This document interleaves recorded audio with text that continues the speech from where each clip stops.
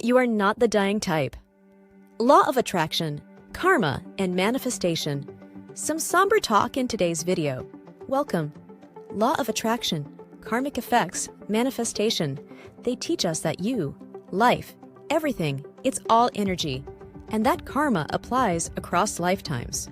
Doing bad and thinking one is going to be restfully asleep after passing out of one lifetime is a big mistake and misunderstanding. You think you'll be gone and leave it all behind. That may be true. We have also learned through our master's teachings that when people pass, they'll see and feel in so much amplified magnitude the pain they caused others. And they'll see and feel in so much amplified magnitude the happiness they gave to others. So it's always good to do good no matter what. And it's always good to be positive no matter the difficulty one is in currently. So focusing on positivity expands positivity, and focusing on negativity expands negativity. It's always good to remember the powerful saying that what happens to me is for me. There's a learning and there's a reckoning, which is that one manifests every second, whether in fear, doubt, victimhood, or in courage, love, and positive spin on things happening to you. Because how to win against negative things happening to you is to spin the meaning to things happening for you. It's always good to remember that people who are successful are good problem solvers. The victim way to look at that would be to say lucky them and unlucky me. But it's very important to realize that in the statement good problem solver is the word problem. What does that mean? Successful people come up against problems too. Do you think they go around solving problems that don't exist in order to make money? Or do you think they fall into a problem and then they find ways to solve it and then find ways to monetize that pot of gold, so to speak? But do you really think they know every single time how to solve each problem they fall victim to? No, it cannot be that for every problems they bump into, they happen to have a solution just waiting to be called upon. How so? Because successful people are always looking for people who are better than them to either learn from in terms of how to solve some of their problems, or to seek help from others who know how to solve their problem, to help solve it with them, or to solve it for them. I almost hear you say, yes, they can outsource the problem solving because they have money. To that, I can say, do you think they had money all along?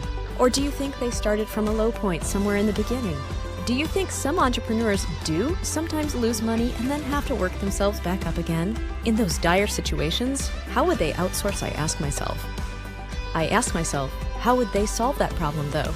The answer is, by trading what knowledge they currently have with people who need it in exchange for payment, and they keep trading up with various people until they reach the required trade-up value to get them out of the big problem that they fell victim to.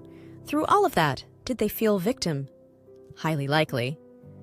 But the question to ask is, did they stay focused on victimhood, or did they get stuck in and focused on how to solve the big one? So they attracted solutions by seeking solutions and by focusing on solutions. What you focus on expands. As the law of attraction teaches, this is energy. Everything is energy. Energy can neither be created nor destroyed, only transferred. Energy flows towards its likeness. So with this in mind, how is their next life experience likely to look like?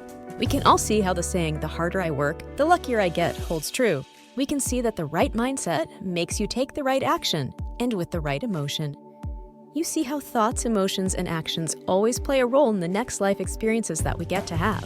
So it's always good to do good. Feelings of fear, frustration, resentment, etc. will creep in. It's how long you take to get out of that vibration and spin it in the positive direction. That determines what happens in your next life experiences. If there are too many bad occurrences in your life, ask yourself, could these be for me? To learn and to unlearn negative belief systems, which again drive the thoughts, emotions, and actions that I will take. Ask yourself, what would a person with a positive attitude and intentional positive vibration do? So we get it. With good questions come good answers. As our wise master teaches, ask questions that empower you to find ways to solve the problem, not questions that keep you in the bad status quo. You focus on that and it will expand. What's more to say about your next life experiences? Okay, so enough of the sober talk. Now let's have fun with some negative versus positive spin examples. Why is this always happening to me? Why is this happening for me? And what can I do to find solutions to get out of this situation?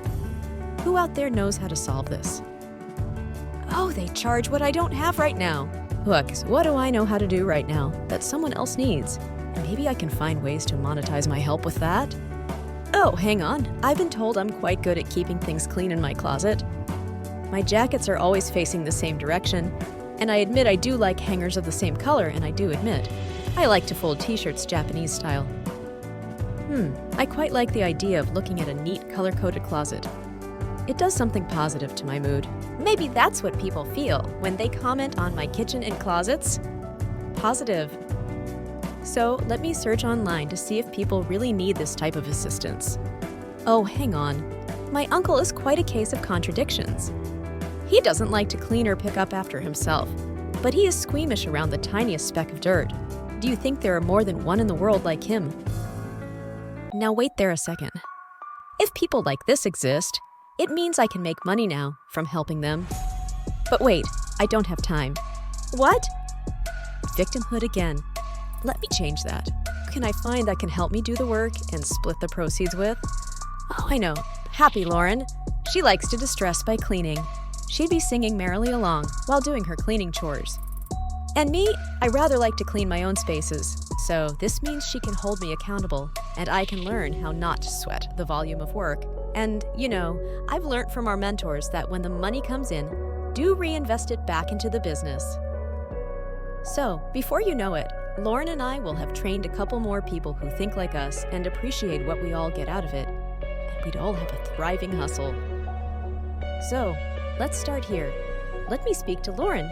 And no, I'm not going to think, what if she doesn't like the idea of doing other people's spaces? Well, oops, I can see I just went and thought of that. Laughing at myself now. Ha! But that's okay. It's only natural. It's the time it takes me to get out of the fear of feeling stuck. In case Lauren doesn't like to work this as much as I admit, I may or may not like it. Who knows? I now see that out there somewhere, there are always other Laurens abound. And if I'm thinking of this good solution to my big problem, others somewhere in the world are already starting with theirs. So I better get going and find Happy Lauren, or any other Happy Laurens out there. Success loves speed. And with that, let me wish you every blessing you have ever dreamt of. Remember to say to yourself, every time you feel pressure, what shows up for me is for me. I must always put a positive spin to my doldrums, because from every good question comes a good solution. Now, if you feel this video has been helpful in any way, please like, comment, and pass it on to help others who find themselves in a rut. Please subscribe for future motivational, positive videos for great success, health, happiness, and abundant wealth. Love and light to you.